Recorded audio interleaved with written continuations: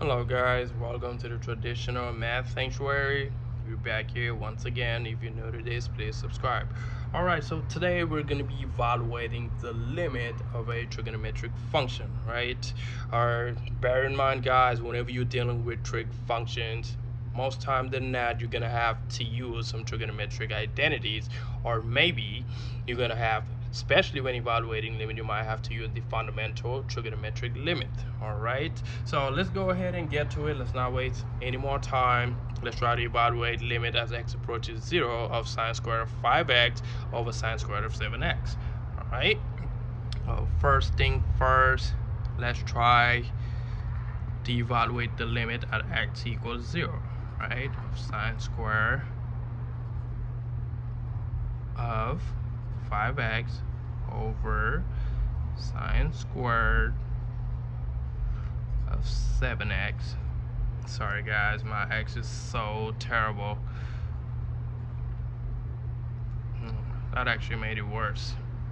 Anyway, all right, now what is that equal to, right? Let's do, that is sine squared of 5 times 0 over sine squared of 7 times 0, right? What's that going to be equal to? Well, that is sine of 0, that's going to be 0, and sine squared of 0, that's going to be 0 again. So that's an undetermined form, right? So now what we want to do in this particular case is we're gonna have to have a plan. Like I just said, when you're dealing with trigonometric function, make sure you have a plan, right? Because more time than that, again, you're gonna have to use some trigonometric identities, or you're gonna have to use the fundamental trigonometric limits. Now I'm gonna use the fundamental trigonometric limits because it's easier in this particular case.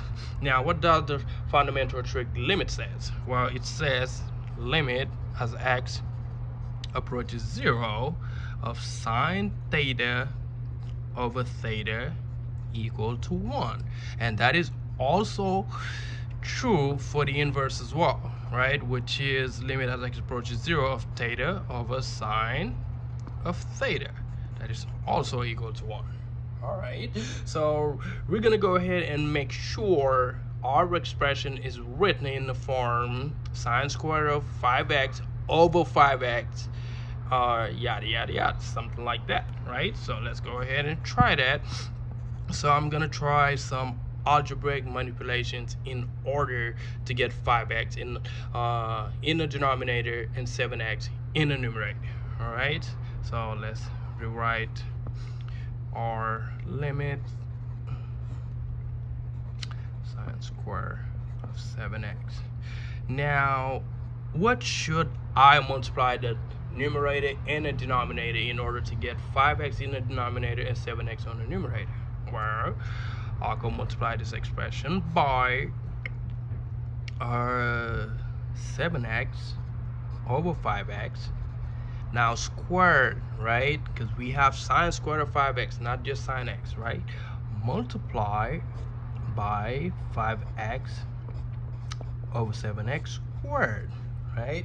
Notice guys, once you evaluate this, which is 49x squared over 25x squared times 25x squared over 49x squared, if you simplify the numerator and the denominator and this 5x and this 5x, you're going to be back to your original expression, right?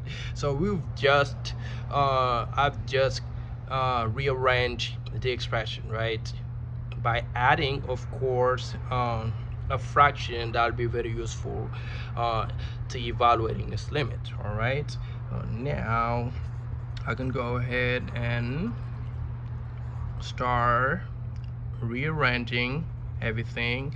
Now I have sine squared of 5x. Now I can borrow this particular 5x on the numerator, right? No, I'm sorry, this 5x on the denominator, because I want to have something in the form sine theta over theta. So I'm going to borrow this 5x on the denominator. That's going to be 5x squared time, so this 5x is borrowed.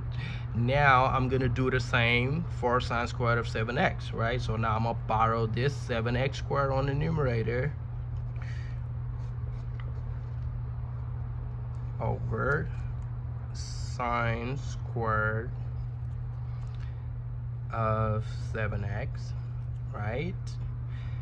Time whatever we have left now. Since we already borrowed this 7x, we already borrowed this 5x, now we're left with only 5x over 7x squared, right?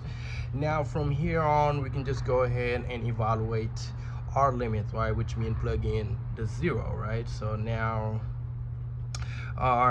when we plug in x equals 0, now we can resort back to our fundamental trig limit.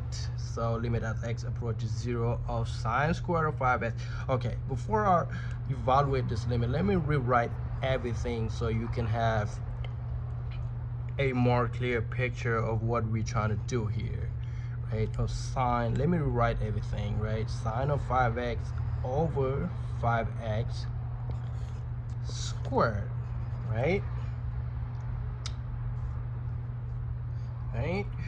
Time 7x over sine of 7x squared, correct? Time 5x over 7x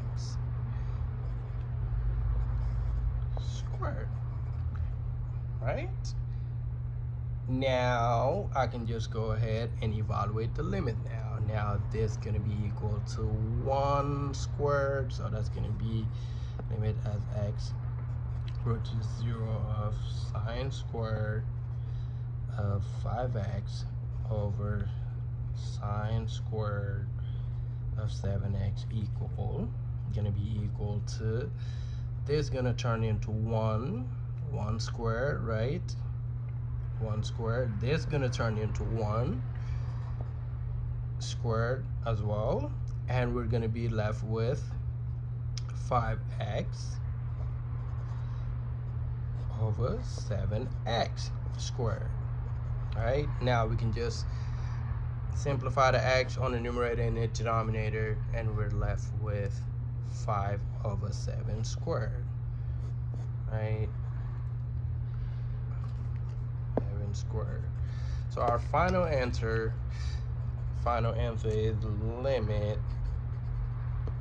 as x approaches 0 of sine squared of 5x over sine squared of 7x is just equal to 25 over 49, and that's our final answer. All right, that'll be all today. I'll see you guys next time for another video.